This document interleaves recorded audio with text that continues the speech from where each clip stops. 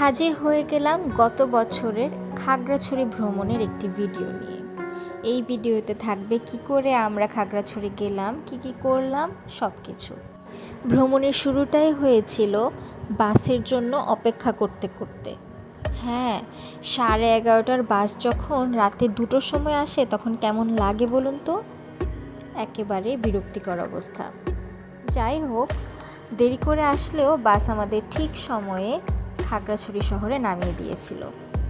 এরপর আমরা একটি অটো ভাড়া করে আমাদের কাঙ্ক্ষিত হোটেলে চলে গিয়েছিলাম। বাস স্ট্যান্ড থেকে আমাদের হোটেলের দূরত্ব সর্বোচ্চ 5 মিনিট, তাই খুব কম সময়ে আমরা হোটেলে পৌঁছে গিয়েছিলাম। হোটেলের নাম ছিল হোটেল কায়রি।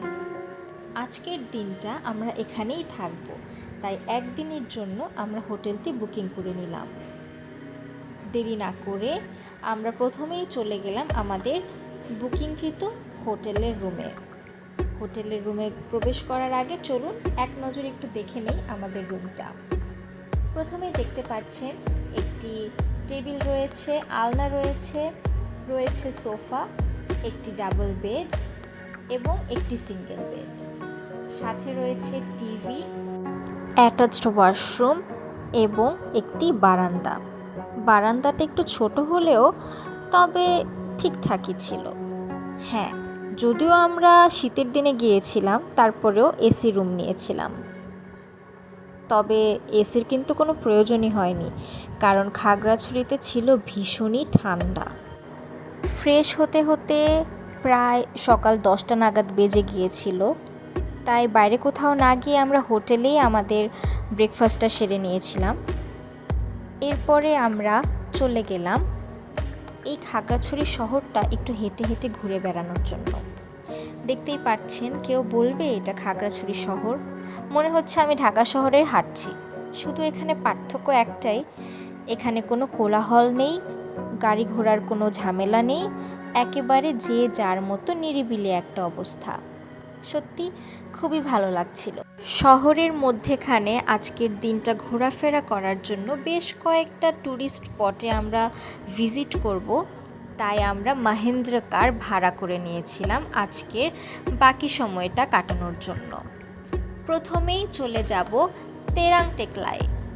হ্যাঁ, নামটা একটু অদ্ভুত, তবে জায়গাটা কিন্তু অসম্ভব সুন্দর। আমরা মাহেন্দ্র কার বেছে নিয়েছিলাম যেন চারিদিকটা খুব ভালোভাবে দেখতে পারি। এছাড়াও আপনারা প্রাইভেট কার, সিএনজি কিংবা চাঁদের গাড়ি যে কোনোটাই ভাড়া করে নিতে পারেন। এরপর আঁকাবাঁকা সরু সুন্দর মনোরম পরিবেশ দেখতে দেখতে আমরা পৌঁছে গেলাম আমাদের গন্তব্যে। এই স্থানে রয়েছে একটি সুন্দর ঝর্ণা, এবং ঝর্ণা পর্যন্ত পৌঁছাতে হলে আপনাকে কিন্তু প্রথমে এই এত বড় এবং দীর্ঘ খাড়া এই পাহাড় বেয়ে নামতে হবে। দেখতে পাচ্ছেন কি পরিমাণ খাড়া এবং কতগুলো সিঁড়ি রয়েছে এখানে।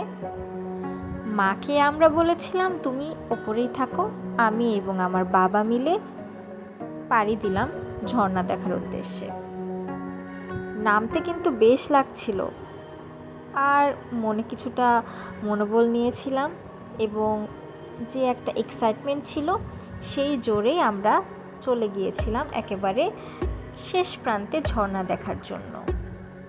তবে যেতে যেতে মনে হচ্ছিল এখান দিয়ে উঠবো কী করে, উঠতে পারবো তো?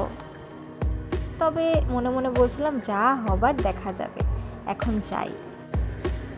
তখন তো বলেছিলাম এখন যাই, তবে এখন ভিডিও দেখে মনে হচ্ছে সিঁড়ি তো শেষই হচ্ছে না। এই যে উঠছি, এই যে নামছি, কখন পৌঁছাবো ঝর্ণার কাছে? তবে এই দেখুন এত কষ্টের ফল, কি সুন্দর ঝর্ণা। তবে বর্ষাকালে কিন্তু এই ঝর্ণা আরও বেশি শক্তিশালী এবং প্রবল থাকে। বেশ তো বলছিলাম পরে দেখা যাবে, তারপরে যখন হাঁপাতে হাঁপাতে উঠলাম তখন আর এনার্জি ছিল না ভিডিও করার, তাই চলুন চলে যাচ্ছি পরের স্পট ভ্রমণে।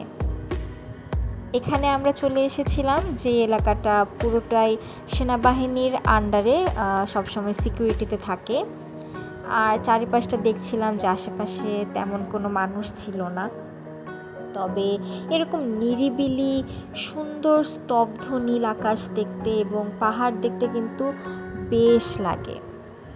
তারপরে আমরা 3 জন আস্তে আস্তে উঠে গেলাম একেবারে টপ লেভেলে, যেখান থেকে পুরো খাগড়াছড়ি শহরটা দেখা যায়। আপনারা শুধু ওয়েট করুন, কি সুন্দর লাগে। ক্যামেরায় কতটা বোঝা যাচ্ছে আমি জানি না, তবে আপনারা যখন নিজের চোখে দেখবেন তখন একেবারে মায়ায় পড়ে যাবেন যে আমাদের দেশটা, আমাদের পরিবেশটা আসলে কতটা সুন্দর।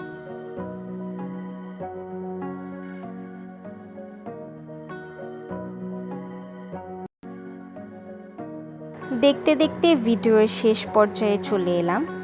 পরবর্তী ভিডিও দেখার জন্য আপনাদের সবাইকে আমন্ত্রণ জানাই।